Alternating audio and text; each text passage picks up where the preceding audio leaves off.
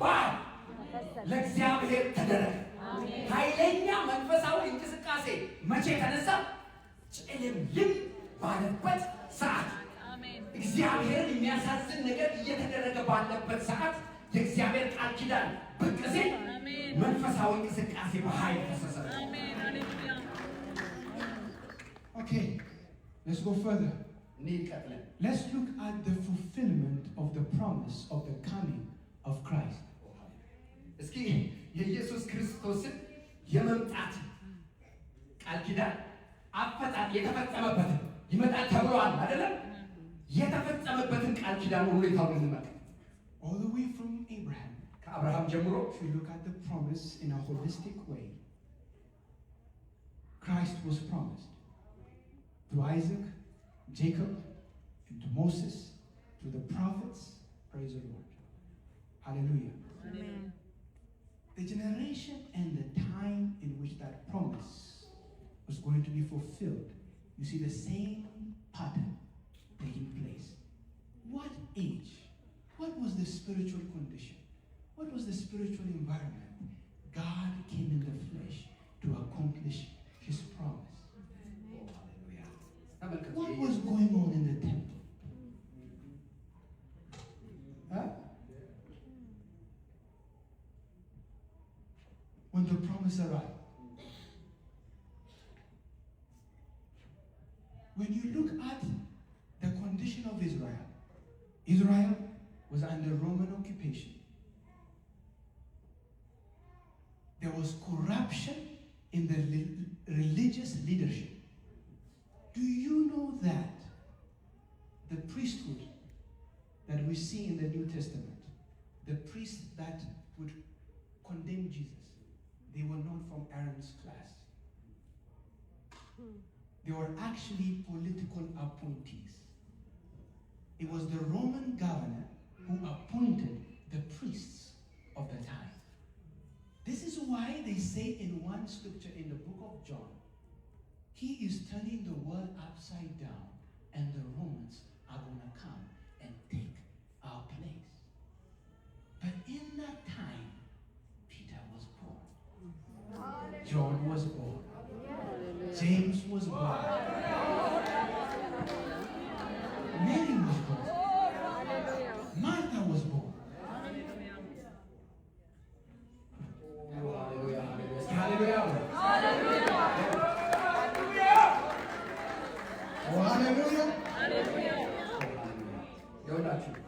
ስለ ኢየሱስ ክርስቶስ መምጣት በጣም ጎልቶ እየተነገረ የመጣው ከአብርሃም ጊዜ ጀምሮ ነው አይደለም? አብርሃም ተነግሯል፣ ለይስሐቅ ተነግሯል፣ ለነቢያት ተነግሯል። በጣም ብዙ ነቢያቶች ብዙ ነገር ብለዋል ስለ ኢየሱስ መምጣት። ይህንን የመሰለ ትልቅ የተስፋ ቃል ለማሟላት እግዚአብሔር ራሱ በስጋ ተገልጦ የሚመጣበትን የተስፋ ቃል ለማሟላት ለመፈጸም የመጣበትን ጊዜ እስኪ እንመልከት። በምን አይነት ሁኔታ ላይ ነበረ የእግዚአብሔር መቅደስ? ትዝ ይላችኋል? መቅደስ ውስጥ ይሰራ የነበረው ስራ ጅራፍ ይዞ እያባረረ የነበረበት ጊዜ በምን አይነት ሁኔታ ነበሩ እነዚህ ሊቀ ካህን የተባሉት? ለመሆኑ ኢየሱስ ክርስቶስ በመጣበት ጊዜ የነበረው ሊቀ ካህን ከሌዊ ወገን እንዳልነበረ ታውቃላችሁ? አሁን መጽሐፍ ቅዱስ የሚለው ሊቀ ካህን የሚመጣው ከሌዊ ወገን ነው አይደል? በዛ ሰዓት ይሄ ሊቀ ካህን የተሾመው በማን ነው? በሮማውያን ነበር የተሾመው። እዛ ያለውን የፖለቲካ ነገር ለማንቀሳቀስ የተሾመ ሰው ነበር። እንዲያውም አንድ ጊዜ ምን አሉ የዮሐንስ መጽሐፍ ላይ ይሄ ሰው ህዝባችንን በጣም እያንቀሳቀሰ ነው፣ እንዲያውም ይሄ ነገር እየሰፋና እየከፋ ከሄደ ሮማውያን መጥተው ስልጣናችንን ይወስዱብናል፣ ከስፍራችን ያስለቅቁናል ባለበት ሰዓት፣ መቅደሱ እንደዚህ አይነት ሁኔታ ላይ በሆነ ሰዓት የአምልኮ ሰዎች የተባሉ ፈሪሳውያን ነጋዴ በሆኑበት ሰዓት፣ መቅደስ ውስጥ የሚሰራው ስራ ህዝብን የሚበድል በሆነበት ሰዓት፣ ሮማውያን የእስራኤልን ህዝብ እየጨቆኑ ባሉበት ሰዓት፣ በዛ ጨለማ ሰዓት እግዚአብሔር በስጋ ተገለጠ።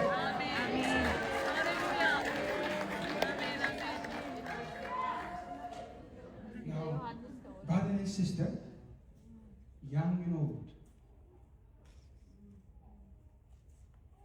when you look at the times that we are in today, and you look at the darkness of the hour, what is that telling you?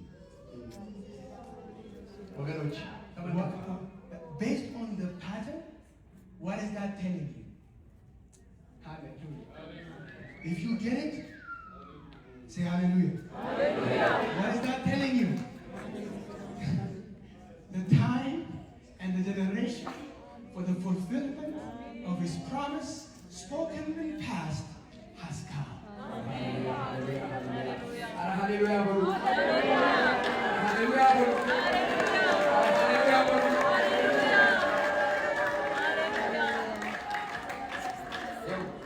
በጣም ስለ ጨለማው እናወራለን አይደል? በአሁን ሰዓት ያለው ጨለማ እያወራን እናዳንቃለን አይደል? ጨለማ ነው አይደለም? ጨለማ ነው አይደለም? በዛ ዘመን እኮ ሶዶማዊ አምልኮ ሲያቀርቡ እነዚህ ሰዎች ጾታቸውን እንኳን ቀየሩ።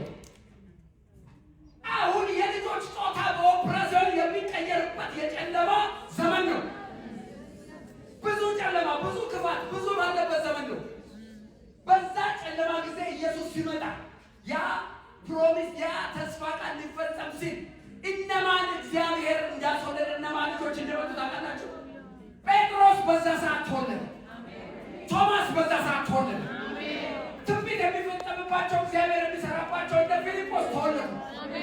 አሁን ደግሞ በዚህ ሰዓት እንደዚህ ጨለማው ድቅድቅ እያለ ባለበት ሰዓት ይሄንን አሰራር ስንረዳ ምን እየሆነ ይመስላችኋል? ጨለማው ሊያሸንፍ ይመስላችኋል? ምን እየተፈጠረ ይመስላችኋል?